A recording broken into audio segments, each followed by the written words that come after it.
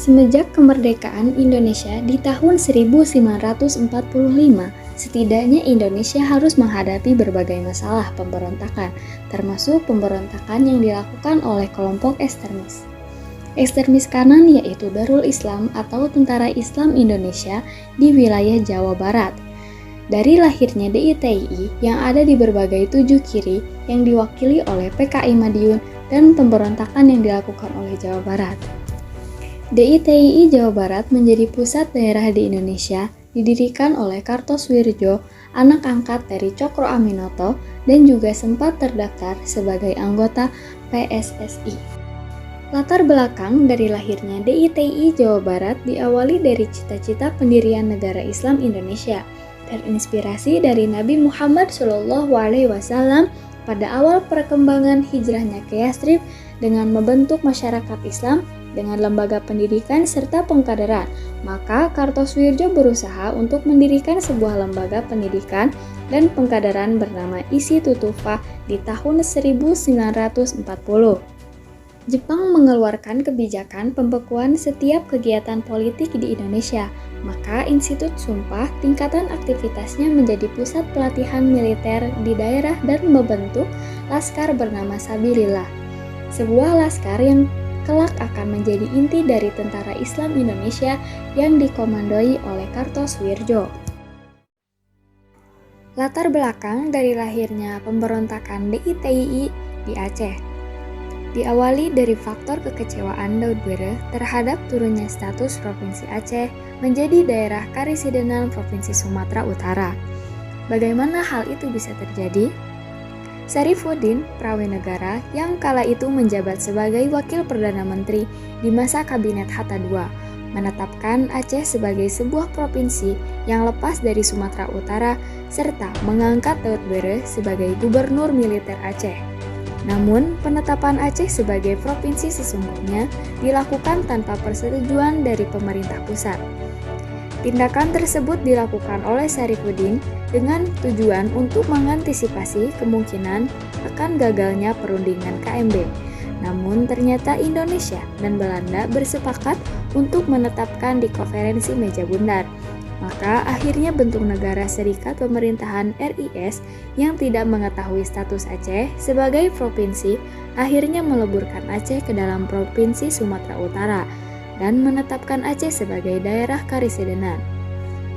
Kekecewaan Daud Bere bertambah setelah apa yang sempat dijanjikan oleh Presiden kepada Aceh tidak terrealisasikan ketika kunjungan Soekarno ke Aceh pada tahun 1948. Tokoh DITII Jawa Barat dan Aceh. Tokoh DITII Jawa Barat. Sekar Maji Marijang Kartosoewirjo adalah seorang tokoh Islam Indonesia yang mendirikan gerakan Darul Islam untuk melawan pemerintahan Indonesia dari tahun 1949 hingga tahun 1962. Ia lahir pada tanggal 7 Januari 1905 di Karesidenan Rembang, Hindia Belanda, dan wafat dieksekusi pada tanggal 5 September 1962 pada umur 57 di Pulau Ubi, Kepulauan Seribu. Kartosoewirjo pernah bekerja sebagai pemimpin redaksi koran harian Fajar Asia. Karirnya kemudian melejit saat ia menjadi Sekretaris Jenderal Partai Sarekat Islam Indonesia atau PSII. Hingga akhirnya, Kartosoewirjo bercita-cita untuk mendirikan negara Islam atau Daulah Islamiyah. Kekecewaannya terhadap pemerintahan pusat semakin memulatkan tekadnya untuk membentuk negara Islam Indonesia. Ia mendirikan gerakan Darul Islam untuk melawan pemerintah Indonesia dari tahun 1949 hingga tahun 1962 dengan tujuan mendirikan negara Islam Indonesia berdasarkan hukum syariah. Tokoh DITII Aceh. Muhammad Daud Bere lahir pada tanggal 23 September 1896 di Bere, Aceh. Wafat pada tanggal 10 Juni 1987 pada umur 90 tahun di Banda Aceh. Muhammad Daud merupakan mantan gubernur militer Aceh, Langkat, dan Tanah Karo dan perjuangan kemerdekaan Indonesia, dan juga gubernur Aceh Darussalam ketiga. Ia melakukan pemberontakan kepada pemerintah dengan mendirikan NII akibat ketidakpuasannya atas pemerintahan Soekarno, dan Soekarno yang melanggar perjanjian dengan rakyat Aceh di mana isi perjanjian itu menyatakan bahwa selepas perang kemerdekaan, Aceh akan diberi kebebasan menjalankan syariat Islam. Frustasi akan perkembangan politik setelah kemerdekaan, ia memimpin pemberontakan Darul Islam di Aceh pada 1953 sampai 1962. Tujuan dari pemberontakan tersebut tidak lain dan tidak bukan untuk menegakkan syariat Islam di Aceh.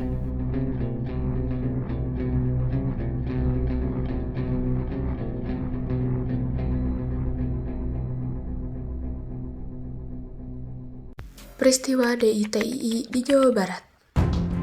NII atau Negara Islam Indonesia adalah negara dengan dasar syariat Islam yang didirikan oleh Sekar Maji Marijan Kartosuwiryo. NII, dikenal juga sebagai Darul Islam atau DII, adalah pemberontakan yang dimulai pada 7 Agustus 1949 oleh sekelompok misli Muslim yang bertempat di Cisayong, Tasikmalaya, Jawa Barat. Kelompok ini mengakui syariat Islam sebagai sumber hukum yang valid. Gerakan ini juga bertujuan menjadikan Republik Indonesia yang saat itu baru saja diproklamasikan kemerdekaannya dan ada pada masa perang dengan tentara kerajaan Belanda sebagai negara teokrasi dengan agama Islam sebagai dasar negara. Dalam memberantas gerakan separatis tersebut, pemerintah melaksanakan operasi militer yang dinamakan Operasi Pagar Betis. Operasi ini dilakukan dengan mengepung markas pemberontak di Gunung Geber. Dalam operasi ini, TNI yang dipimpin oleh Divisi Siliwangi mengepung wilayah-wilayah yang menjadi basis kekuatan DITII yang membatasi gerak mereka. Itulah mengapa operasi ini dinamakan Pagar Betis. Selain itu, Kodam Siliwangi juga melakukan operasi lain, yaitu Operasi Bratayuda. Operasi Bratayuda bertujuan untuk menemukan tempat persembunyian Kartosuwiryo. Dan akhirnya, pada 4 Juni 1962, Kartosuwiryo berhasil ditangkap di Gunung Geber oleh Letda Suhada pemimpin Kompi C Batalion 328 Kujang II Siliwangi. Tertangkapnya Kartosuwiryo ini mengakhiri pemberontakan DITII di Jawa Barat. Awal pemberontakan. Daerah pemberontakan DITII berikutnya adalah Aceh. Ada sebab dan akhir yang berbeda antara pemberontakan di daerah ini dengan daerah-daerah DITII lainnya. Alasan pemberontakan. Di Aceh, pemicu langsung pecahnya pemberontakan adalah ketika pada tahun 1950. Pemerintah menetapkan wilayah Aceh sebagai bagian dari Provinsi Sumatera Utara. Para ulama Aceh yang tergabung dalam Persatuan Ulama Seluruh Aceh atau PUSA menolak hal ini. Bagi mereka, pemerintah terlihat tidak menghargai masyarakat Aceh yang telah berjuang membela republik. Mereka menuntut agar Aceh memiliki otonomi sendiri dan mengancam akan bertindak bila tuntutan mereka tak dipenuhi. Tokoh terdepan PUSA dalam hal ini adalah Daud Ber. Pemerintah pusat kemudian berupaya menempuh jalan pertemuan. Wakil Presiden Muhammad Hatta, Perdana Menteri Muhammad Nasir, bahkan Soekarno menyempatkan diri ke Aceh untuk menyelesaikan persoalan ini, namun mengalami kegagalan. Akhirnya, pada tahun 1953 setelah Daud Ber melakukan kontak dengan Kartosuwiryo, ia menyatakan Aceh sebagai bagian dari negara Islam Indonesia yang dipimpin oleh Kartosuwiryo. Penyelesaian. Konflik antara pengikut Daud Ber dengan tentara RI pun berkecamuk dan tak menentu selama beberapa tahun. Sebelum akhirnya pemerintah mengakomodasi dan menjadikan Aceh sebagai daerah istimewa pada tahun 1959. 3 tahun setelah itu, Daud Ber kembali dari pertempuran yang telah selesai, dan akhirnya ia mendapat pengampunan. Nama saya Diorvala Maulandavi. Saya akan menjelaskan dampak dari pemberontakan Kartosuwiryo. Pemberontakan Kartosuwiryo memiliki beberapa dampak. Salah satunya adalah menjalarnya pemberontakan ke daerah-daerah lain. Waktu itu, kemerdekaan Republik Indonesia dibayang-bayangi kehadiran Belanda yang masih ingin berkuasa atas Indonesia. Di awal tahun 1948, terjadi pertemuan antara SM Kartosuwirjo dengan Panglima Laskar Sabilillah dan Raden Oni Syahroni. Pertemuan ini terjadi lantaran ketiga tokoh tersebut menentang adanya perjanjian Renville. Mereka menganggap perjanjian tersebut tidak melindungi warga Jawa Barat. Kartosuwirjo lantas mengubah penolakannya dengan membentuk negara Islam, yaitu Negara Islam Indonesia atau disebut dengan NII, yang dipimpin oleh dirinya sendiri. Dicetusnya NII ini menjadi bentuk protes dari Kartosuwirjo kepada Belanda sekaligus untuk Indonesia yang mereka anggap terlalu lemah.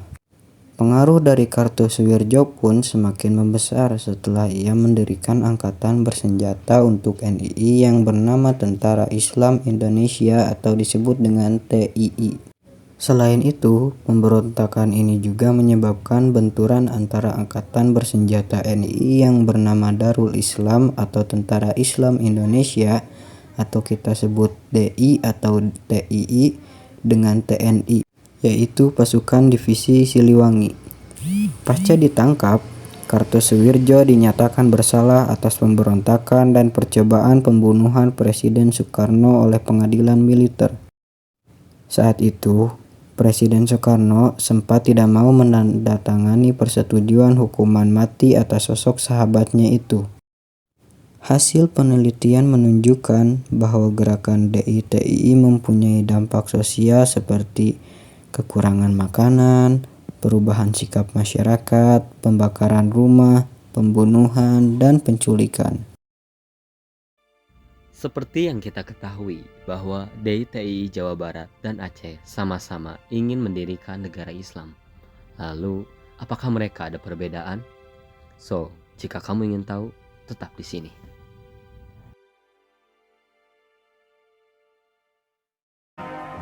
Bertobatlah kamu kafir-kafir.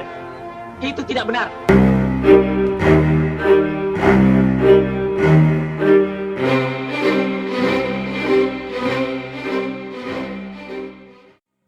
Perbedaan DI-TII Jawa Barat dan Aceh adalah 1. Menjerat penjajah Belanda. Sebagai bentuk protes dan ketidakpuasannya atas persetujuan Renville dengan Belanda yang membuat Indonesia belum mampu sepenuhnya lepas dari penjajahan Belanda. Bentuk protes dilayangkan dengan mendirikan negara dengan kedaulatannya sendiri. Lalu yang kedua, memerangi pasukan TNI. Permusuhan mulai mewarnai hubungan orang-orang DI-TII dengan para prajurit TNI pada awal 1949. Saat itu, pemimpin tertinggi DI-TII SM Kartosuwirjo memerintahkan anak buahnya untuk memerangi para prajurit TNI yang pulang kandang ke Jawa Barat akibat bubarnya kesepakatan perjanjian Renville. Lalu yang ketiga, tidak didukung masyarakat. Pergerakan DI-TII di Jawa Barat tidak didukung oleh masyarakat Jawa Barat karena mereka telah mengkhianati proklamasi kemerdekaan dan cita-cita bangsa. Bangun! Bangun! Keluar!